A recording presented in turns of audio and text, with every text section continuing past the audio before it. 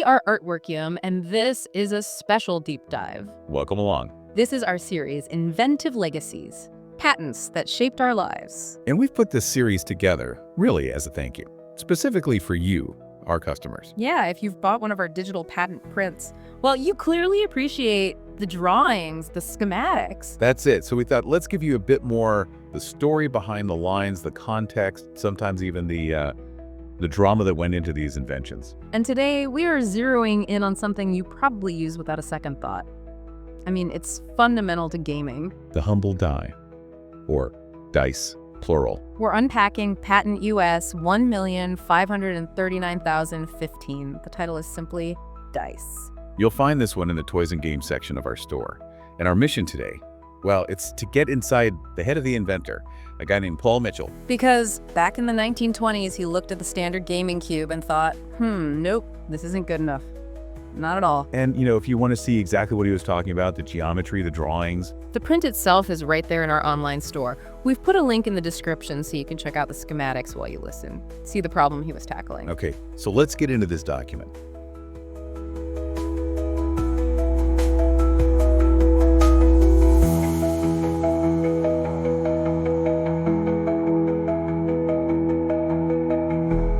US 1,539,015. Filed September 10th, 1923.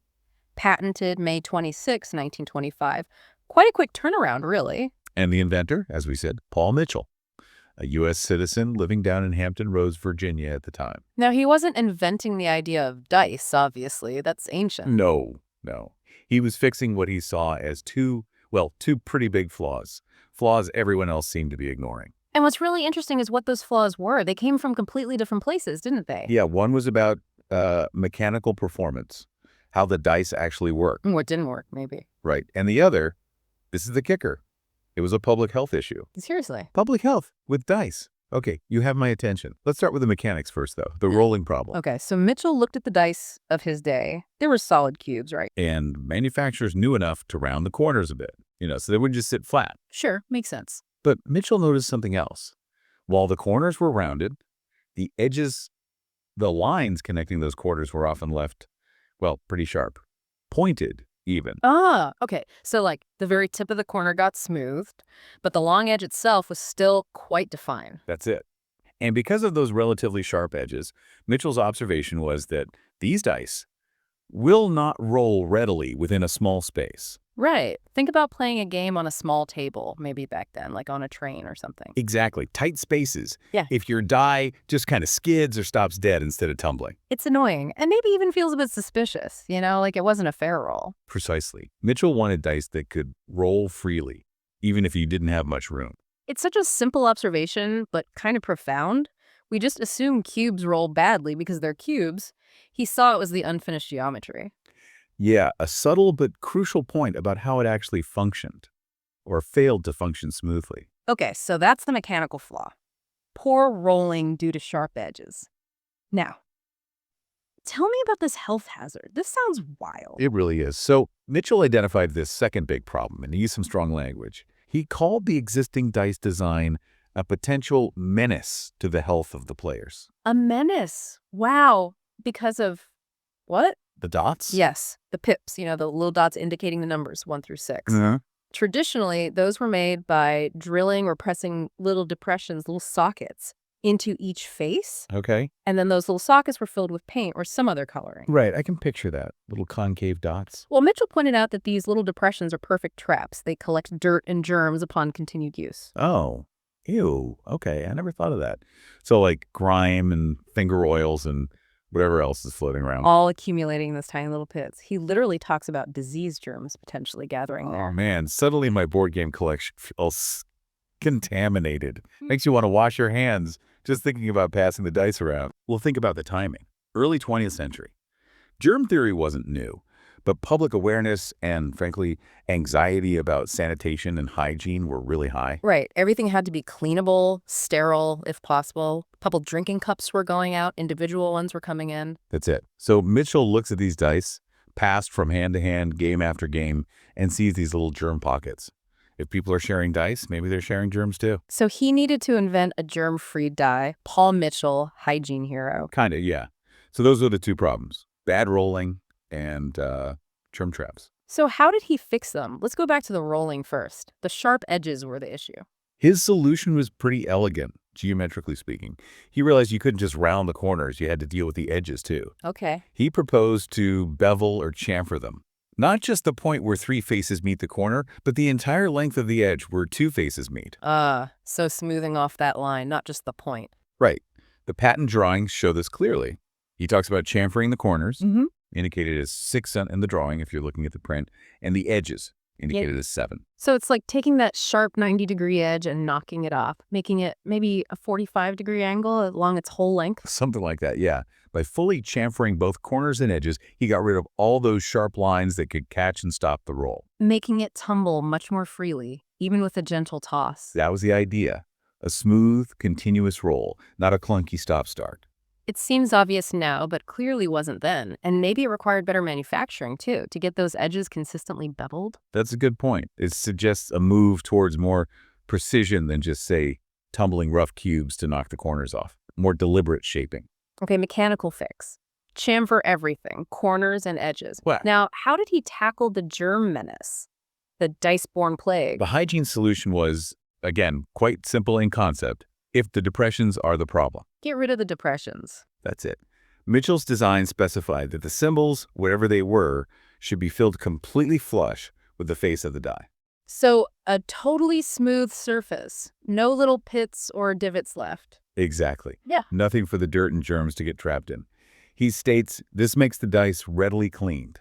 Brilliant. Solves the problem directly. Smooth surface, easy to wipe down, no more germ hotels.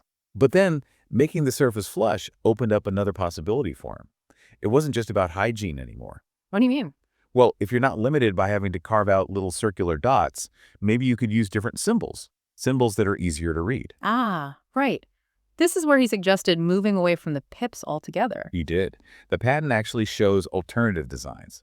Instead of the traditional dots, which he labels 8, he illustrates versions using Roman numerals, or Arabic numerals 10. Like the actual numbers 1, 2, 3? Yep. He argued this would allow for easier and expeditious identification, quicker to see what you rolled. That's really interesting. So the need for a clean surface kind of led him to rethink the symbols themselves. It seems like it.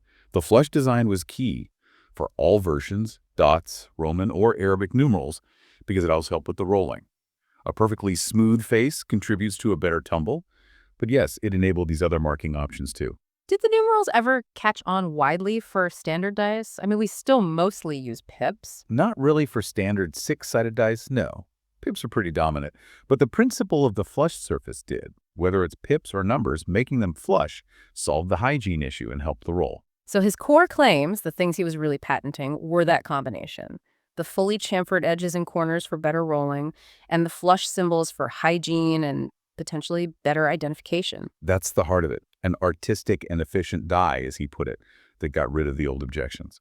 It's amazing. 2 seemingly tiny changes, chamfered edges and flush pips, but they fundamentally improve this everyday object in terms of both function and, well, safety. It really shows how innovation can be about refining something familiar, looking closer at the details everyone else takes for granted, especially when you consider performance and health. I love finding these little nuggets in the patents, the why behind the way things are. Okay, now we want to turn it over to you listening. Yeah, we're curious.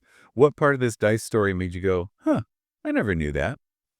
Head over to our community, find the post for this deep dive, and let us know. Was it maybe the health angle? I mean, realizing that old dice were seriously considered a menace to health because of germs, that kind of blew my mind. That's definitely a big one. Or maybe for you, it was purely the mechanics, the idea that chamfering the edges, not just the corners, was the secret sauce for a better roll. Or what about the attempt to ditch the dots? The whole idea of using Roman or Arabic numerals for quicker recognition. Did that surprise you? Whatever stood out to you, we'd love to hear about it. And hey, if you want to see Mitchell's original drawings and read his exact claims, don't forget, the link to the patent print for US 1,539,015 is right there in the description. Go take a look. And while you're there, please think about subscribing. Maybe leave us a review. It genuinely helps us keep bringing you these inventive legacy stories. So wrapping this up, Paul Mitchell's 1925 patent wasn't about inventing the dye, but perfecting it. Yeah, he gave us a dye that rolled better and, crucially, didn't potentially make you sick. Function, efficiency, sanitation, all in one little cube. It's a great reminder that even the simplest things we use every day often have this hidden history of, well, necessary improvement. Absolutely, form and function evolving together. Which leads us to a final thought for you to chew on. Think about it. How many other really common everyday objects feel totally static, totally unchanging? Things like, I don't know, spoons or buttons, maybe door handles. How many of those might have had their own quiet little patent revolutions focused purely on making them cleaner or just work a tiny bit better? Improvements we just completely take for granted now. It does make you look around a bit differently, doesn't it? Knowing that tweaking the geometry of a dye was once tied up with public health concerns. It really does. Well, thank you so much for joining us for this deep dive into the surprisingly dramatic history of dice. We hope you enjoyed digging into the specifics of this particular patent. It was a fun one. Definitely. Please tune in for our next episode of Inventive Legacies, where we'll unpack another fascinating patent story. We really appreciate you listening. Thanks for your loyalty. Goodbye for now.